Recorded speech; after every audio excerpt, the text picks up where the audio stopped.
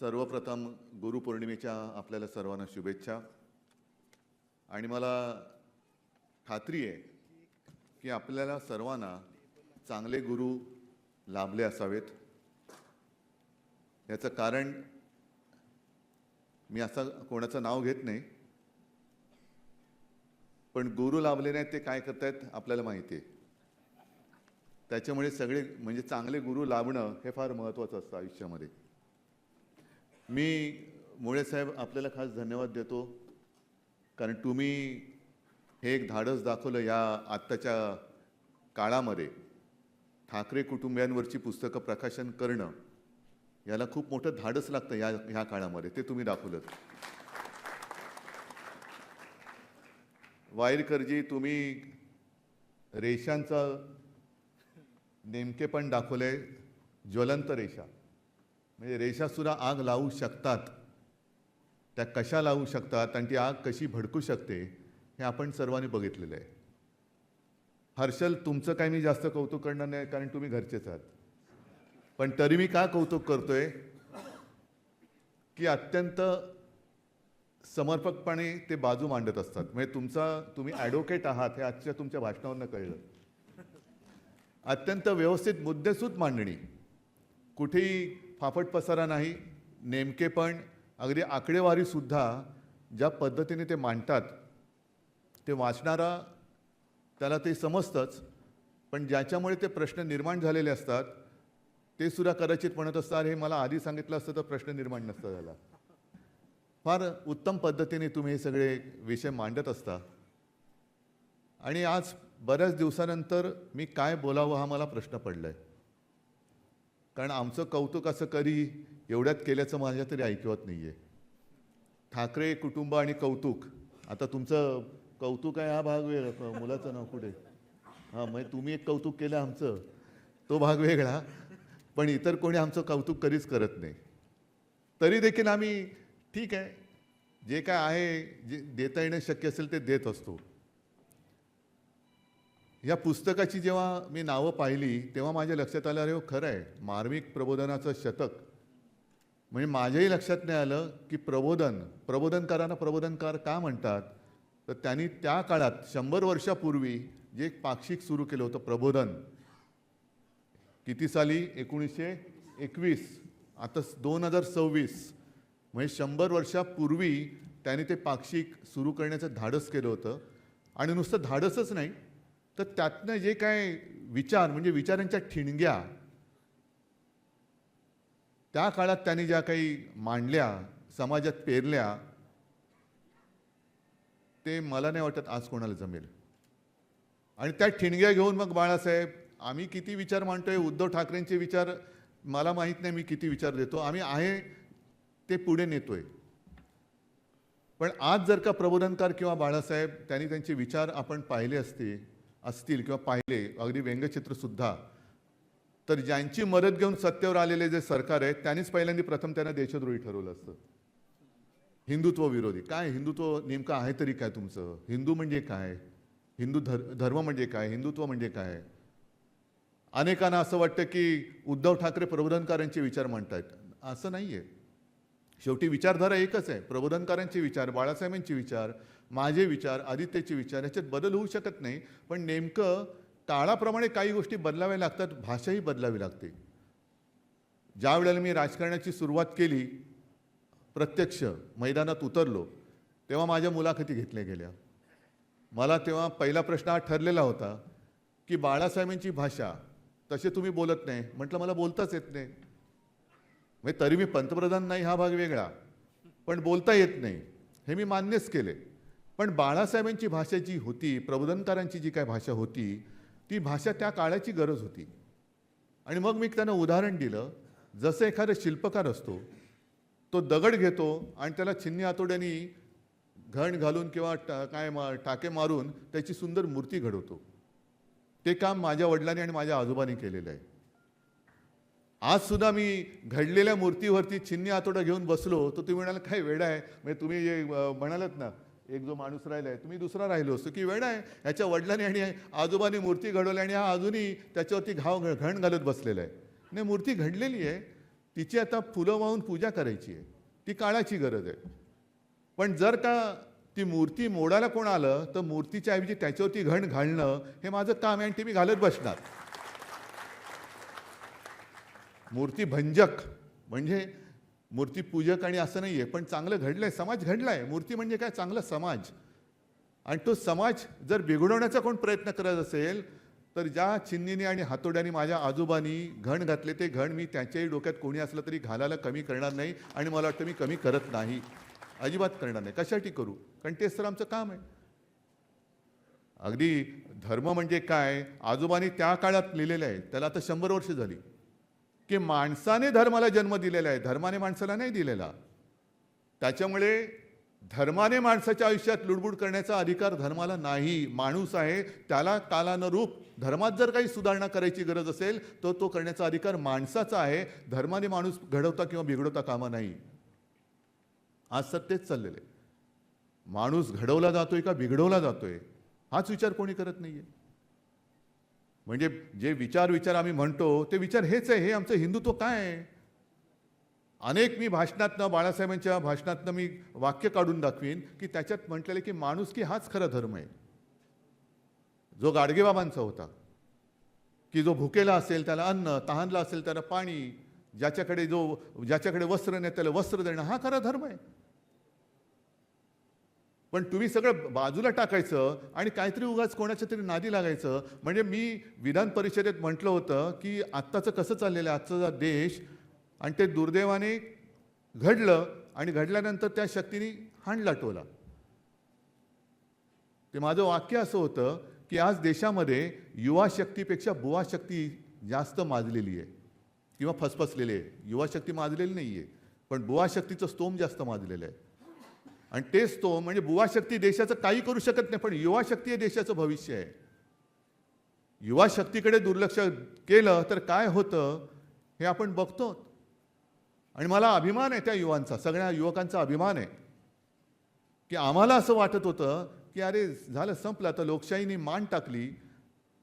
पण युवांनी दाखवून दिलं लोकशाहीने मान नाही टाकली, लोकशाहीने काट टाकलेली आहे, की पुन्हा ताजीतवानी झालेली आहे. आणि हेच तर या देशाचं महत्त्व आहे. हे सगळे गुरु किंवा समाजसुधारक का लागतात की संस्कार जे आहेत ते पिढ्यानपिढ्या आतमधून पुढे जात असतात. आतमधून म्हणजे मला आता आणखीन हाही एक प्रश्न विचारला, मला वाटतं परवा संजय राऊत यांनी विचारला होता मुलाखतीत, की सगळेजण त्या कॉक्रोच जनता पार्टीच्या निमित्ताने एकत्र झाले, संपूर्ण देशामध्ये सगळे उभे राहिले. याचा अर्थ राजकीय पक्षांवरचा किंवा नेत्यांवरचा विश्वास उडाला का? मी म्हटलं हो उडाला. पण का उडाला? या देशात नेमका विश्वास ठेवायचा तरी कोणावर? कारण मध्ये एक मी तो जोक ऐकला होता की शिवसेना काय म्हणते, मशालीला मत द्या, मत आम्हाला मिळेल. मशालीवर शिक्का मारा, बटन दाबा, मत आम्हाला मिळेल. काँग्रेस काय म्हणतं, हातासमोरचं बटन दाबा, मत आम्हाला मिळेल. पवारसाहेब काय म्हणतात, तुतारीवरचं बटन दाबा, मत आम्हाला मिळते. आणि भाजपवाले म्हणतात बटन कोणाचंही दाबा, मत आम्हालाच मिळतं. अशा परिस्थितीत विश्वास ठेवायचा कोणावर आणि न्याय मागणार कोणाकडे? कारण ज्यांच्याकडे न्याय मागायला जावं ते 4-4 वर्ष आम्ही लटकतोय. आता उद्या परत तारीख आहे. आता उद्या 30, आज काय किती 29, उद्या 30. मी देवाकडे प्रार्थना करतो की 29 जुलै तारीख न मिळो, म्हणजे पुन्हा 1 वर्ष पुढे गेलं. म्हणजे इकडे लोकशाहीचा मुर्दा पाडला जातोय, संविधान पायदळी तुडवलं जातंय, तरी कोणाला काही पडलेलं नाही. बेफिकीरपणाने राज्य करतायत. देशातल्या युवकांना झुरळ म्हणून समजलं जातंय.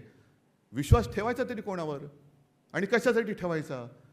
आणि मग जर का कोणी संतापून रस्त्यावरती आला न्याय हक्कासाठी, जर त्यांनी दगड हातात घेतला तर तुम्ही त्याला अतिरेकी म्हणणार. आपल्याच देशामध्ये रितसर मार्गाने जर न्याय मिळत नसेल, आणि जे बाळासाहेबांचं वाक्य आहे की जर न्याय मागून मिळत नसेल तर बेधडक कानाखाली वाजून न्याय मिळवा, तेच युवकांनी केलं. का वेळ का आणलीत त्यांच्यावरती? झुरळ म्हणून तुम्ही ज्या देशामध्ये झुरळ म्हणून त्यांची एखाद्या युवकांची संभावना होते ते पेटून नाही उठणार. आणि मग मला हे सगळं आपण जे वाचत असतो कुठेतरी मनामध्ये राहत असतं. पु ल देशपांड्यांचं एक वाक्य आहे की कोणीतरी असं म्हणाले की तुमच्या युवकांच्या तोंडी गाणी काय ती सांगा, त्याच्यावरनं मी देशाचं भविष्य काय ते सांगतो. आज जर बघितलं तर देशाचे युवक काय म्हणतायत, आझादी हम लेके रहेंगे, आझादी. आझादी काय, आपण स्वतंत्रच आहोत. मग तुम्ही म्हणाल आझादी कसली, पण पुढचं जे भूकमारी से आझादी, बेकारीपासून आझादी, अमुकपासून आझादी. कारण जे स्वातंत्र्य मिळाले ते स्वातंत्र्य, हे स्वातंत्र्य अपेक्षित नव्हतं कोणाला. देश स्वतंत्र झाला, पण आमच्या स्वप्नातलं स्वातंत्र्य अजून मिळालं नाही. आमची स्वप्न शेवटी आम्हालाच हातामध्ये दिवा आणि काठी घेऊन पुढे जायचं असेल तर सत्ताधारी म्हणून तुमची काय गरज आहे, उतरा खाली, आम्ही बसतो तिकडे. आम्हाला अपेक्षित असलेले स्वातंत्र्य नाही आहे. आणि ज्यांना झुरळ म्हणून यांची संभावना केली गेली, मी हे गेल्या काही दिवसात बोललोय, कदाचित ते रिपीट होईल.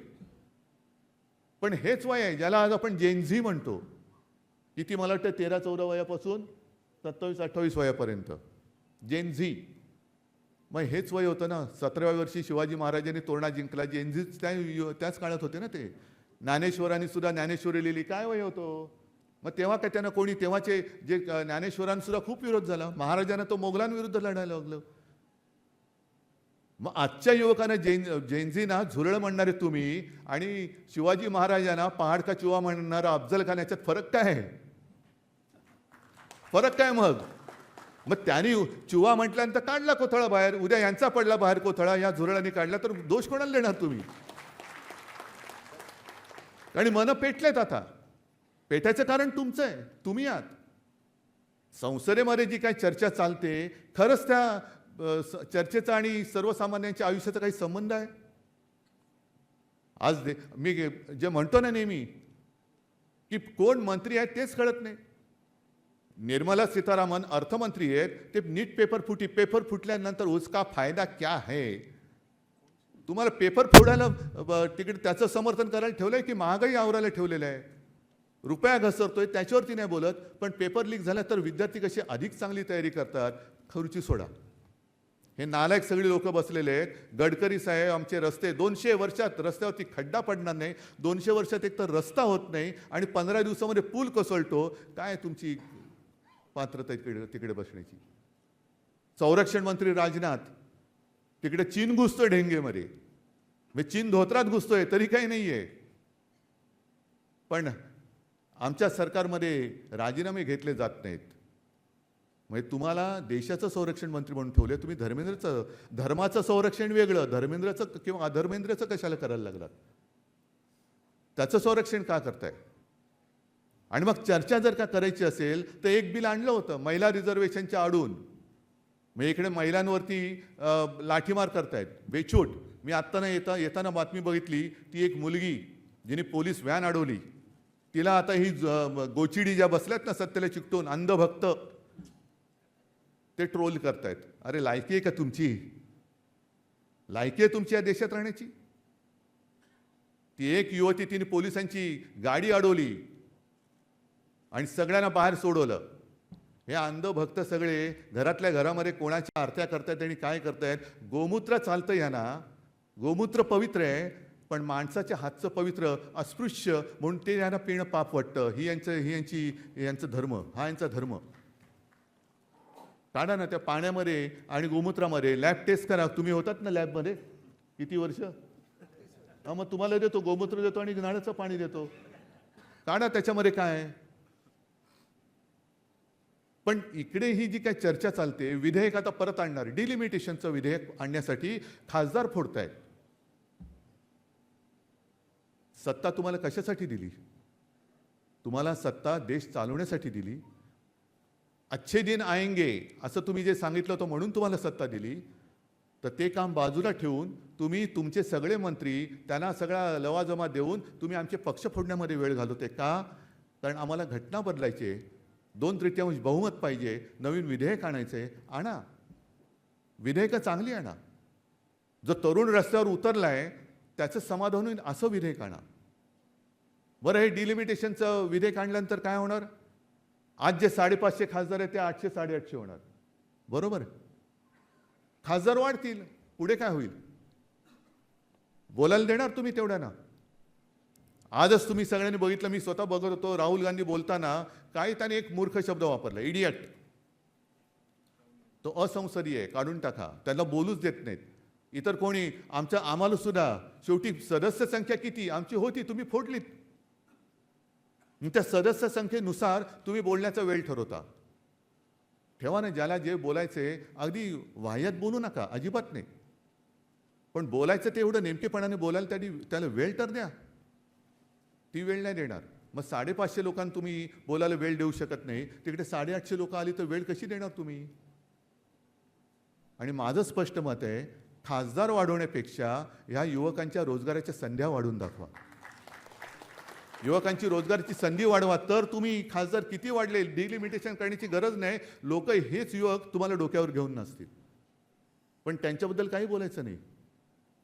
ह्याचं कारण असं की आत्ताचं हे सरकार आहे, तुम्ही बोललात ना, मला वाटतं ज्ञानेशजी, वापरा आणि फेका.